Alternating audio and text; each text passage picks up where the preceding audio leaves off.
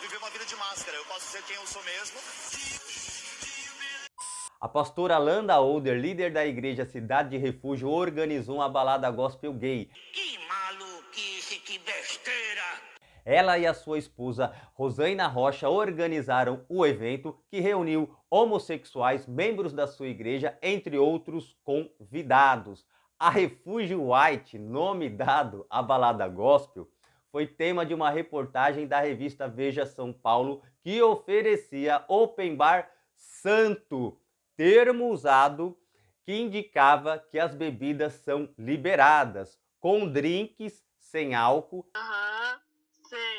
refrigerantes, sucos e até sushis. Gente do céu, que negócio tá chique mesmo, né? Eu tô gravando aqui, deu até fome, eu nunca experimentei um trem desse, eu nem sei que gosto isso tem, misericórdia.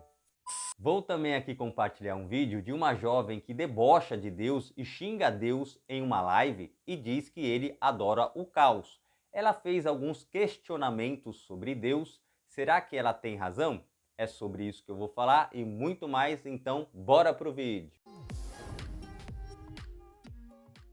Então vamos lá, pessoal. O objetivo do evento, segundo Lana Older, era evangelizar e mostrar que os homossexuais também são amados de Deus. E apesar de aceitar o relacionamento entre pessoas do mesmo sexo, a Igreja Cidade de Refúgio não aceita a prática do sexo antes do casamento e nem o consumo de bebidas alcoólicas. Tanto que, durante o evento, só foram oferecidos drinks sem álcool. Preste atenção aí num trechinho da balada. Levar o público à igreja, nós estamos vindo ao local onde o público está.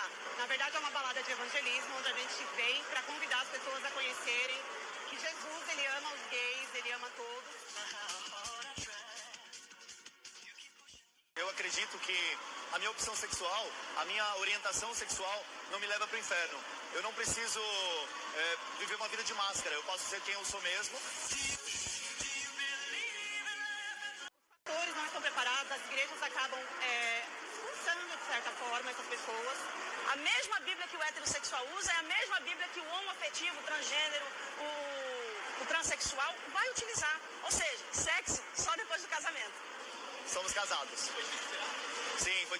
Não, é prazeroso esperar. Nós levamos muito a sério isso.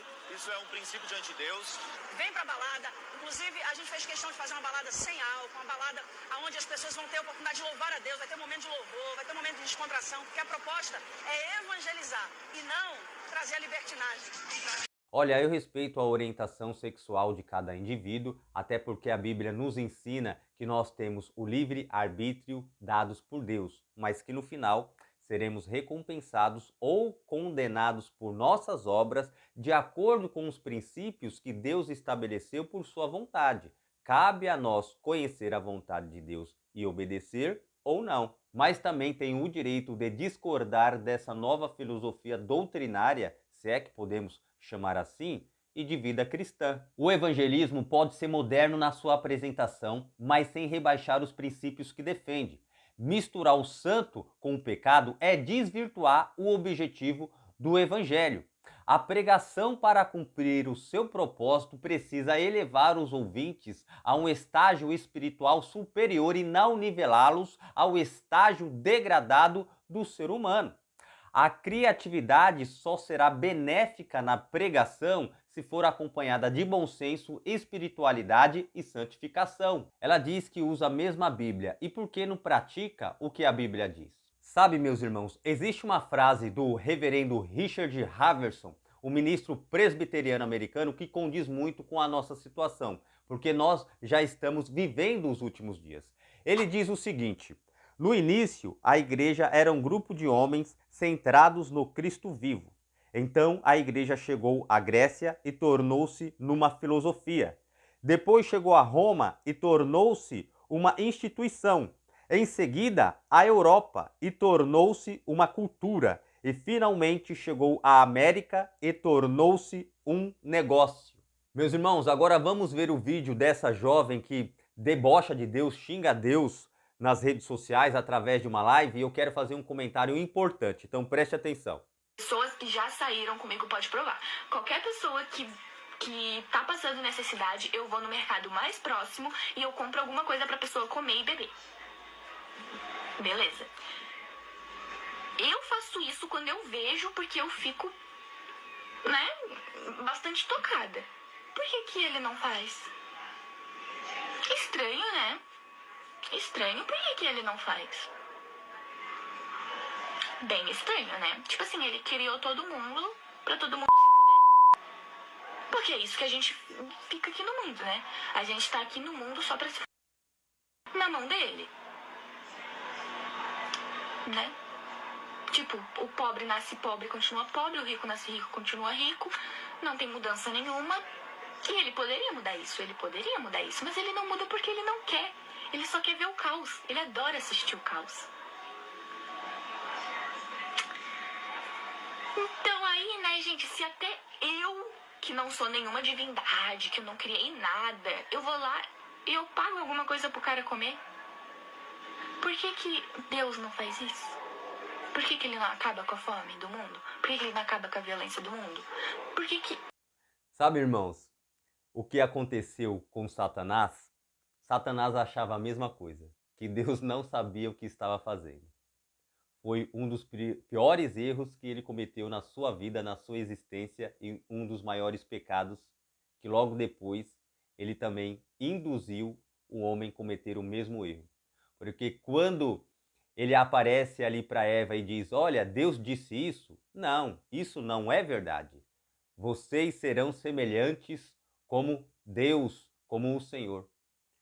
Então, pela primeira vez, mesmo Adão e Eva sendo feito sem pecado, surgiu no coração, no interior, no íntimo do ser humano, a vontade de ser como Deus e ter os mesmos conhecimentos e poder fazer coisas que talvez eles pudessem achar que Deus faria ou estava fazendo errado. Esse foi um dos maiores pecados que baniu Satanás dos céus e baniu nós, seres humanos, do paraíso. Porque Deus não nos fez robôs. Mesmo Adão e Eva sido criados sem pecado, eles tinham no seu íntimo, na sua alma, na sua essência, o livre arbítrio. E esse foi um dos maiores pecados. Mas vamos continuar que eu quero fazer no final outro comentário importante. Preste atenção. Ele não bota a mão na consciência de todas as pessoas que... Por que ele não bota a mão na consciência de todo mundo e deixa todo mundo fazer o que quer? Por quê? Por quê? Me diz. Por quê? Por quê? Por quê? Por quê?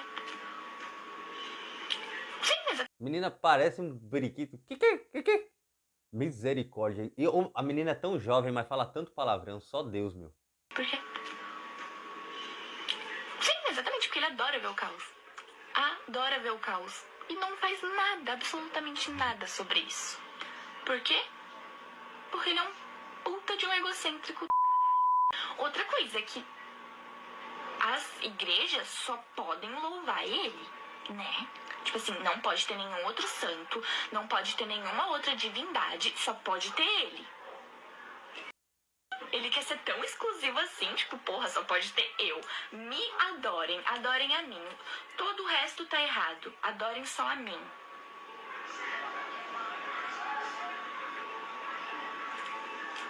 Gente, mas que Paulo?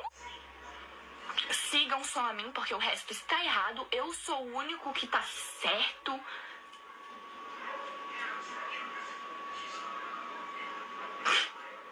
Ai, gente, juro. É patético. É patético, juro, patético. Olha, Deus não vai interferir no nosso livre arbítrio. Se ele não interferiu lá no Éden, quanto mais agora. Agora, uma coisa é verdadeira. Quando a Bíblia diz que Deus amou o mundo de tal maneira que deu o seu Filho unigênito para que todo aquele que nele crê não pereça, mas tenha a vida eterna, é justamente esse amor que nos reconcilia com Ele. E aí, ela precisa conhecer o plano da salvação. Ela precisa buscar essas informações através de uma leitura bíblica, através de um ensino, seja numa igreja, seja um curso. Ela precisa encontrar essas respostas e ela precisa ir atrás dessas respostas. Porque existe um plano de salvação antes mesmo da fundação do mundo. Porque a Bíblia diz isso. Que antes mesmo de Deus fundar o mundo, ele já sabia o que iria ocorrer. Ele já sabia que haveria uma guerra celestial e que uma terça parte dos anjos que ele criaria iria rebelar-se contra ele. E mesmo sabendo disso, porque ele é um Deus onisciente, ele cria esses seres. E ele cria também os seres humanos, mesmo sabendo que nós também iríamos pecar e desobedecer a sua palavra. Mas, mesmo sabendo disso tudo, ele criou todas essas criaturas. Nós temos que colocar na nossa cabeça que nós somos criaturas, porque ele poderia muito bem ter nos destruído quando tudo deu errado, quando nós se rebelamos contra ele. Mas ele não fez isso. E, mesmo sabendo disso, ele sabia também que, para nos reconciliar com ele mesmo, ele haveria de enviar o seu filho. Veja só, uma divindade se tornando um homem mortal, com as suas fraquezas, com as suas necessidades, passando fome. Imagina um Deus que é todo poderoso, que apenas se pensasse poderia nos destruir, fazer uma outra raça, outros seres, outras criaturas. Consegue entender isso? Mesmo assim ele não faz. Ele vem a essa terra em forma corpórea, em forma humana, com as nossas fraquezas, é humilhado, é cuspido, é agredido, é crucificado e morto. Um Deus imortal se fez homem mortal e morreu na cruz, porque esse era o preço para que ele pudesse nos resgatar de volta, para que nós pudéssemos habitar com ele. É incompreensível, meus amados irmãos, entender a grandeza de Deus e, mais ainda, esse amor, se você parar para refletir. O que essa jovem precisa fazer, e talvez muitas pessoas precisam fazer, é conhecer o plano desse Deus, que é o plano da salvação. Sabe, meus irmãos, tem uma frase muito bonita, foi um livro que eu li, não vou me lembrar agora o autor, mas ela diz assim: que os homens primeiro conheçam a fé antes de rejeitarem Deus.